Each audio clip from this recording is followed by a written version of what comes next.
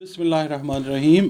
السلام علیکم ویورز، آپ اپنے digital platform doctor M Ali astrologer پہ میرے ساتھ ہیں۔ میں آپ کا ایسٹرالوجر ہوں، ڈاکٹر محمد علی۔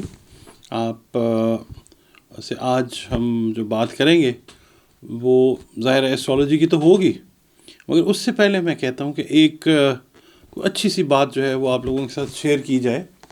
اور میرا خیال ہے کہ جب بھی ہم بات سٹارٹ کریں آپ کے ساتھ، جب اپنا پروگرام ہم سٹارٹ کریں تو کوئی ایک اچھی سی بات جو ہے وہ سب ویورز کے ساتھ جو ہے وہ شیئر کریں۔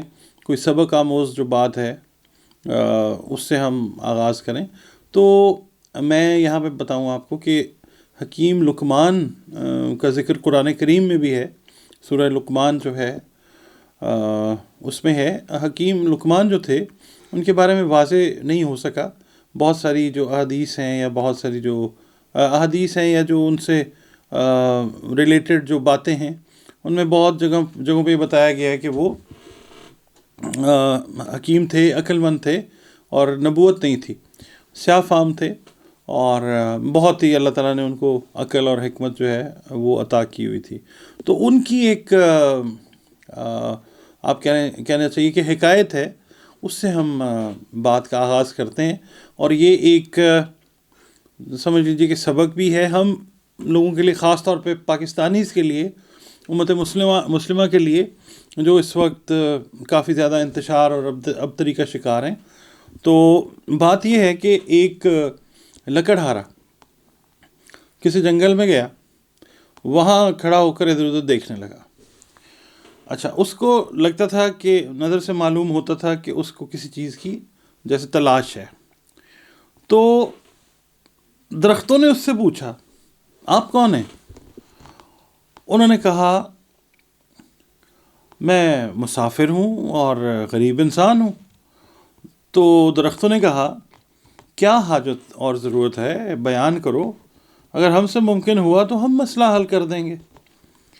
تو وہ جو مسافر تھا، لکڑہارا جو تھا، وہ کہنے لگا کہ کلہاڑی میں دستہ نہیں ہے، اور دستے کے بغیر جو کلہاڑی ہے وہ مکمل نہیں ہے۔ اب یہ آپ نے بات کو سمجھنا ہے، جو میں آپ کو ان بٹوین دا لائنز بتا رہا ہوں نا۔